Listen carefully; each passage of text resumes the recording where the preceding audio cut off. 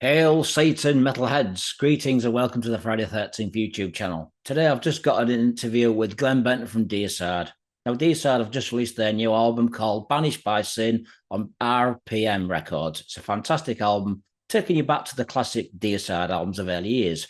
So I'd like to thank Glen for doing this interview. I'd also like to thank the record label. So check it out, metalheads. Please share. It is an audio interview, unfortunately, but it's still a great interview. So check it out. Much respect. Stay metalheads. Thanks for watching. How are you, Good, brother? man. I'm good. Yeah, me too. Thanks for doing this interview, Glenn. It's been a long time since we've done an interview. It was back for the Legion album. That's a long time ago. A very, very long time ago. We actually met at Dynamo Festival. I think it was 97, 98. Oh, that was a long time ago. Yeah, it was. And you guys didn't play for some bizarre reason. I don't know what happened, but That was when uh because of the we had a delay, I think a weather delay or something at the airport, so we got on a later flight and or we had to change directions or something. But by the time we got there, we only had like 20 minutes to get on stage, and they told us we didn't have enough time, so we just sat out in the back in the bus and partied. yeah, I remember because you and I got a photo taken backstage. That was a weird one, man. I'll tell you what, that was a weird Absolutely was. But I don't know if you remember me at all. Friday 13th's been around now since 1988. I can't tell you what I Yeah. wore yesterday. Yeah. I've been around since the late 80s as a fanzine. Then it started out as a website. Now it's a YouTube channel. Right. And I also drum tech for Anvil. Oh, cool. So if you guys ever need a drum tech, 'cause I know you play in Europe soon, just hook me up, man. I'd be interested in doing the tour for Well, you. I'm actually looking for somebody right now to help Steve and help with backline on this upcoming festival run Hey in man, get in touch with August. me, brother. I'm available till September. Well, yeah. I mean, we need somebody, and like I say, we have a festival run coming up in August, so we were all talking about bringing another person with us. So you got my email address, and just hit me up on Instagram and that, and then yeah, man, we Yeah, could figure something out. I definitely. mean, Cheers, Glenn. yeah, I'd like Appreciate to that. bring some. Steve really could use a hand, man.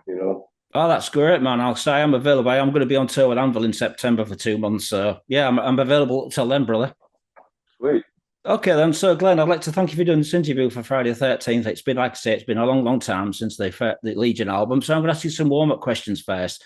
As a bass Sure, player, man. what age did you learn to play the bass? And was it your first instrument, or was it guitar first, or some other instrument? Um, no, I started playing guitar first, and I was really young, man. 11, 12, whatever it was. My mother had bought me my first guitar, was some SG copy, and then when it came down to the whole reason why I stepped over to playing bass, it wasn't because of anything about being easier or anything like that. It was just that there was nobody back then wanted to play bass. You know, you either wanted to be a singer or the guitar player. It's like you had, 60 guitar players and 80 singers, but maybe two bass players in the whole entire, area, so not many people played bass, I guess. I don't know. I guess back then people thought, I mean, it was before the whole singing bass player thing and that. I mean, I was in the Thin Lizzy and that and all that kind of stuff and Motorhead and all that back then. So for me, it made all the sense in the world. So what were your influences as a bass player? Then, obviously, Phil and Lemmy. Who else inspired you? Yeah, God, man. Well, I had I had the same birthday as Paul McCartney, June 18th, and I can tell you, man, like Geddy Lee from Rush, Chris Squire from Yes. I mean, all the greats, man. I mean, I followed all the greats growing up, watching people play, and then John Entwistle of the Who, obviously. I mean, I play with my fingers and with a pick, so I can bounce back and forth if I have to. So, what do you find the easiest to play, bass with your fingers or plectrum? Because I know with the bass, when you play with your fingers, you get that clicky sound more. That was the whole thing when I jumped from playing, because the first couple albums I played with my fingers, and it just really, I mean, unless you want to have a really high trebly plank sound and have your presence turned up all the way on your amp, it's like to get a nice low groove grinding bass sound, it's almost impossible with your fingers, Right. So Okay. that's why I moved over to playing with a pick, because it gives the bass more definition, and your lows are low, and I mean, your highs are high. I mean, it's you don't have to really overdrive your sound. You know what I mean, to get that grinding sound. I like more of a natural sound. I'm not really much into overdrives and distortion and stuff like that. So you mentioned all these people as your influences. Would you like to do covers of Yes and Rush in the Deicide form? Would you think? How do you think that would work? I mean, I'm not one for. I mean, it took like an incredible amount of pressure on me to even do that Deep Purple cover back in the day. Really? Which one did you do? Black Knight. It's a bonus track on Stench, I believe. Oh wow! This must be It's the on. Japanese version.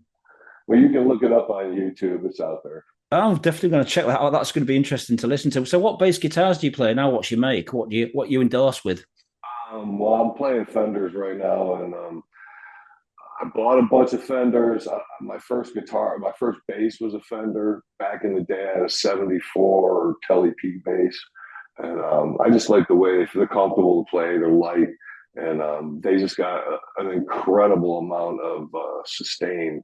And I was in Guitar Center, I believe, in Columbus, Ohio, years ago. We were playing Al Roosevelt, and I picked up a Dusty Hill signature Tele P bass with the roasted wood, and it was just, you hit an F on that thing, and you could feel it three times over, And I just like that, to be able to have that low end. So I've got a couple 51s. One of them I had custom made, and the guy that makes David Gilmour's guitars at Fender built it for me. And then I have another one, my Pitchfork, that the head of almost everything at Fender put together for me. And say, man, the pickups, the guitars, the woods, all that stuff come into play, man, when it comes to that. And I have an incredible bass sound on this album with the Mezzo Boogies, and it's real simple, man.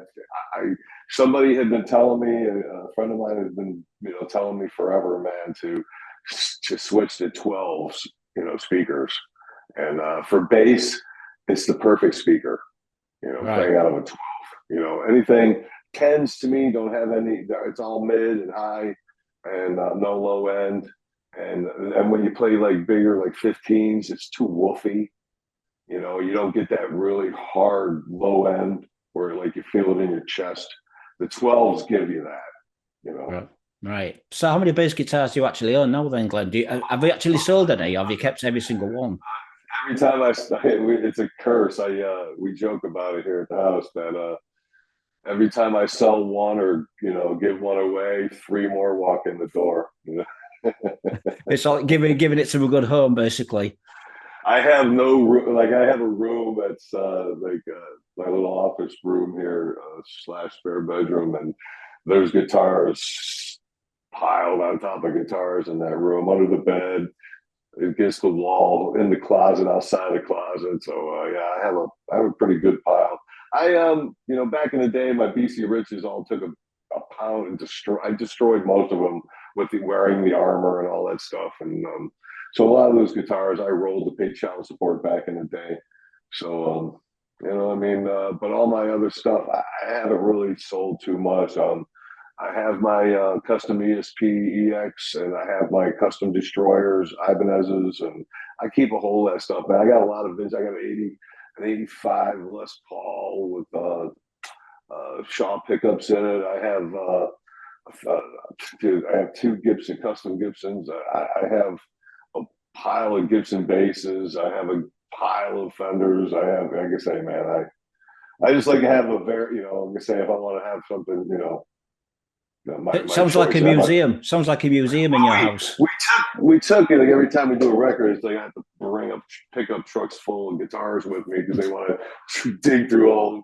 I have a Les Paul bass that it's like we did a practice run on a couple records ago, and it sounded so much like Gene Simmons's Kiss bass sound from back in the '70s, and we were like, we cannot use that.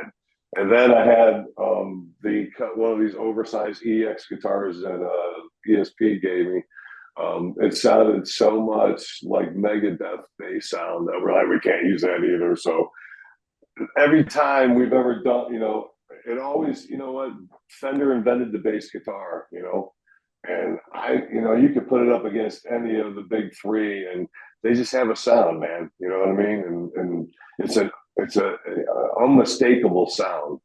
And Right. this time around, man, I think you can really hear it on the album, man. It really stands out. I remember back in the day when you played in Bradford, you got a bass guitar stolen. Did you ever get that Yeah, back? it's gone, man. Some junkie stole it. Who knows what they did with it, man? I mean, Yeah. that would be. I heard that Paul McCartney got one of his guitars back recently, and I was like, wow, man, wouldn't that be nostalgic to get that guitar back? But I'm sure that thing has been burned in somebody's fireplace, or they No. probably. I mean, being so. I mean, even if you stripped it down, I mean, how many stealth bases were out there floating around? So I think, if they say, man, shit always floats to the top, so Yeah. maybe someday it'll show up. But I'm not sitting around, there's two things that I'm not doing. I'm not sitting around hoping that guitar is going to miraculously show up, or getting back with any ex-wives or any shit like that. So I don't look backwards, man. Yeah, I get that. So moving on then, Glenn, and when you look back at all the old Deicide albums, we all know Deicide is the cult classic album. What's your favorite albums that you've done in the past?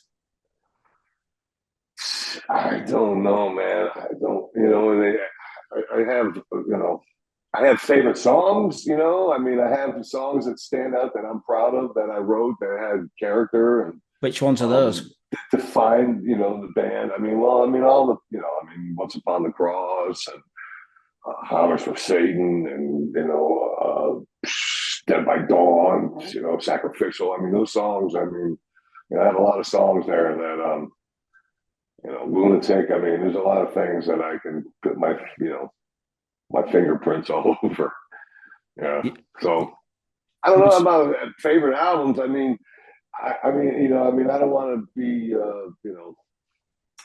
that guy to say, oh, it's like my newest record's always my greatest record. It's not like that for me. And I mean, this record, if I had to put my finger on, I look at it differently as far as like production and sound and who was a pain in the ass during the process.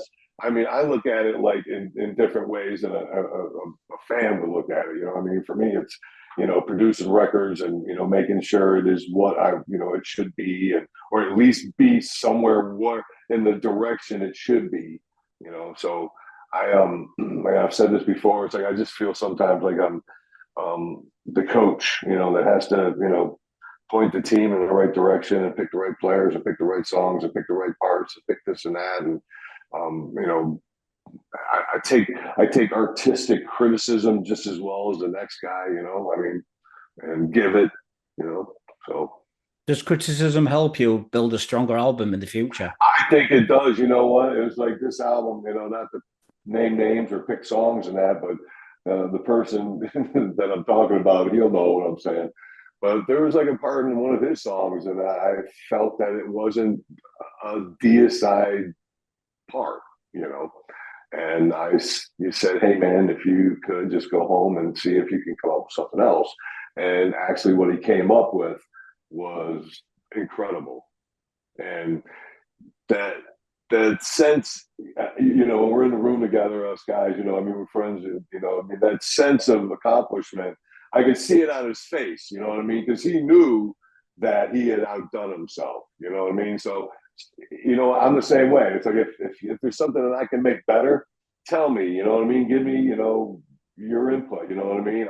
I'm, I have no problem with going and reworking parts and trying to make things better. That's what it's all about. It's just trying to make it, I mean, it's not like one person trying to outshine the next guy. Man. It's like we work as a team, man, to Yeah. make it, that's how this record came about. We all work together. Right. Okay. I mean, do you ever see anything of Jacko? Because I've known Jack for years, but I've never spoke to him for a long time. Do you ever see him? No, but we were all on dinner Friday night. We all went out to a Japanese steakhouse, and to celebrate the record release and that, and had some laughs. And Jack, I believe, texted Kevin and congratulated us on the record and that. I mean, we're all cool. I mean, Jack didn't burn. We didn't burn no bridges or anything like that. I mean, everything's cool with Jacko. It's just that things weren't working out at that particular moment, and like I Okay. say, once again, it's like it's up. I mean, we need a sweet guitar player. You know what I mean? Yeah. That's what needs to be in this band. And Kevin's an incredible rhythm guitar player, and not that Jack isn't or anything like that. It's just that I want this to go where it is today. And what my not all my it sucks being me, man. You know what I mean? Because I'm the hatchet guy, and I have to be that guy. You know what I mean? Who's a dick Yeah. sometimes when he doesn't want to be, and I hate it, man. You know what I mean? I hate that part of the business. I really do. Yeah. I mean, I have to. you must miss Ralph Saltani. I mean, he's a fantastic guitarist. I mean, Ralph, I met him a few times. Such a nice guy. Yeah, Ralph was a sweetheart, man. But Ralph was a very complex individual too. You know what I mean? And Yeah. I just, I've always wanted just the right people that fit this thing. You know what I mean? And we have a great team now, man. Nobody's got any kind of hangups in any way, and everybody is respectful of each other and considerate. And I got, we got four great songwriters in the band now. That are everybody's pulling their share, and it's great, man. It's like this is. I can honestly say, and I know it's upsetting to some former members or whoever, and I really don't give a fuck, but this is the best that this band has ever been. Right. Okay For then. me personally, on a business level and sound and just the professionalism. Now we have a great team of people, man. Now. That's great. So the album Banished by Sin. Who came up with the title, and what other titles did you have for this album? Well, like always, I write all the lyrics and do the titling and everything. Banished by Sin. I kind of it's kind of like it's like how I live my life, how I feel about things, and you know what I mean, the way I look at it all. And, I'm bad, it's like because of all the shit that I've done and all the, it's like, yeah, all the sins have banished me from, a lot of things in this world. And I don't know, I just, a lot of these things, titles and stuff like that come to me out of fucking nowhere. But like always, I I troll the internet to make sure I'm not copying anybody. So there's a lot that goes into it. Just I mean, I might have a thought, but until I get a lot of thoughts, and a lot of those thoughts have already been thought. You know what I mean? So I try to do my homework, man. So I don't copy other people or step on other people's toes when it comes to writing lyrics and creating titles. Okay, then. So Kevin and Tyler, where did you find those guys? Because Tyler replaced Mark. So where did you find these musicians before Deicide? Well, Kevin was roading for us when Ralph was in the band and filling in for me back then and that. And then Taylor actually is good friends, with everybody here in the scene, and Jeremy Kling, our sound man. And Jeremy and me ride bikes and road bike and mountain bike and that. And it's really after Chris, Chris left the band, and Mark was, I had to let go Mark because there was just technical difficulties there with him. And Chris was just overwhelmed with his work and family and everything. So we needed somebody that really could fit the position, that didn't have any kind of, ties to anything, and could just do his job, and you know what I mean, and play guitar from his soul. And that's what I like about Taylor, is he plays from his soul, man. He don't play from a book or an instructional video or trying to copy other people. They're playing in that. He just plays for what comes natural, and that's what this band's always needed, man. Somebody that could bring that naturalness to the whole lead section here, and he does an amazing job, man. He's Yeah.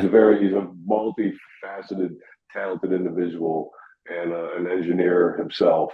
So he's, like I say, he really complements the three of us.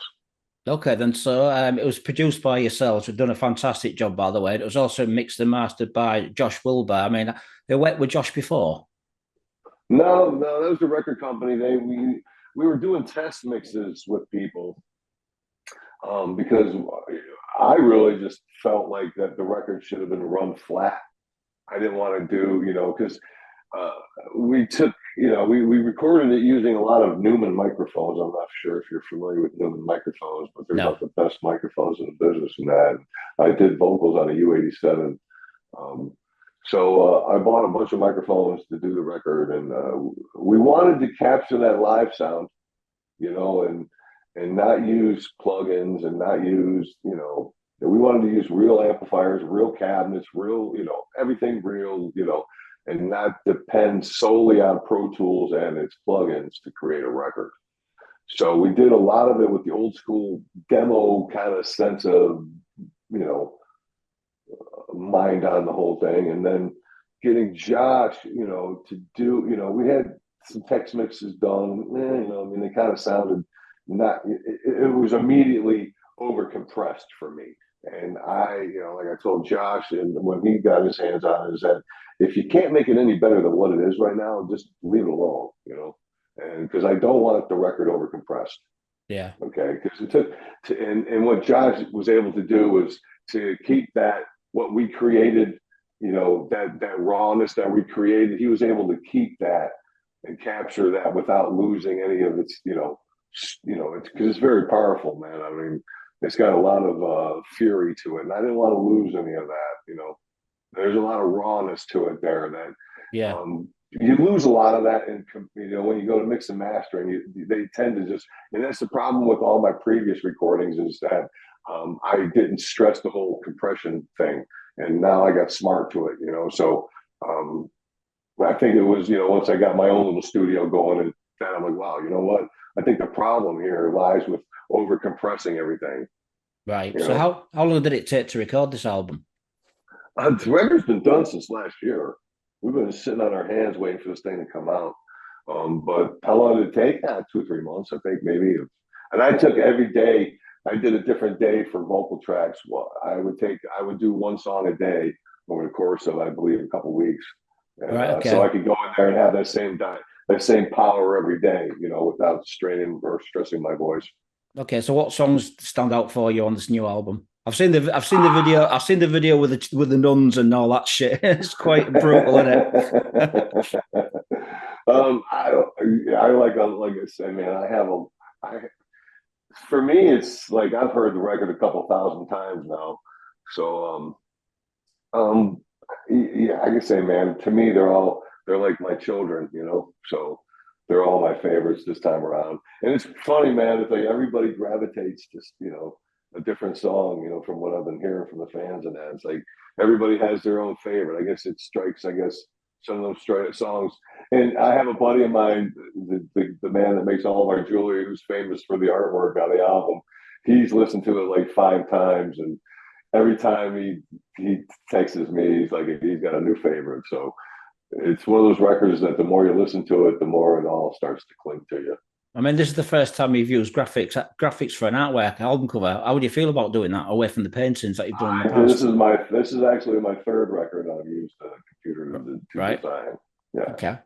I know. I like to do everything. People don't understand, man. It's it's like it's art, man. No matter how you box it, package it, or put it on canvas or put it on a computer, it was created by an artist who's an actual artist from the same village as H.R. Geiger. So I think he knows a little bit more about artwork than the average Joe.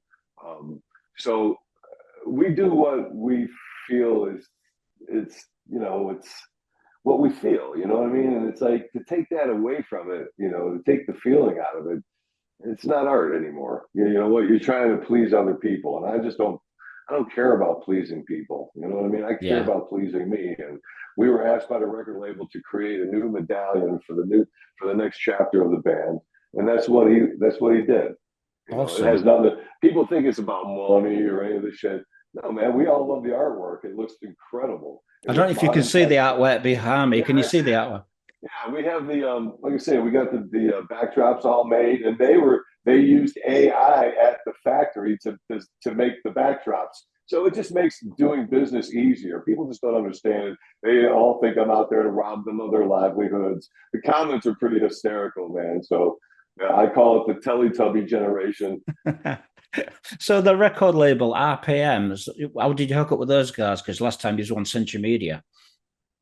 Well, our deal fell out. We were done with our deal with Century Media. Sony bought them in the United States, and they were just like I say, man, absolutely worthless as far as promoting a record or doing anything like that. So we weren't interested in renegotiating with them, and we wanted to get the record done and record the record and that. So we had a product to shop to people, and it worked out for everybody's favor. Okay, then. So you guys are doing a festival run, like you said. Are you got a full tour in the works as well? Was it just festivals this year? I just dropped a 7-week tour on everybody coming up for 2025 a year. I'm going to be over there for like 46 or 50 shows or something. So we're going to do a big one in, I believe, April of 2025. We're coming over for August for the festival run. We're going to do U.S. and Canada in September here in the States. Going down to Chile and playing a big festival down there in November. So yeah, we got a full boat. So where's the biggest market for you guys when you play festivals or gigs? Where's the biggest country where you get the biggest crowd? I don't know about that, but I can tell you the biggest show I ever played was a few years ago down in Colombia at Rockland Park. It was over 100,000 people. Wow, that's awesome. Well, Glenn, I'd like to thank you for doing this interview. Do you have anything to say to the people listening to this on YouTube? Stay heavy. Sweet, awesome. All right, brother. Well, you take care. Yeah, brother. Have a nice day. Thank you, Glenn. See you, brother.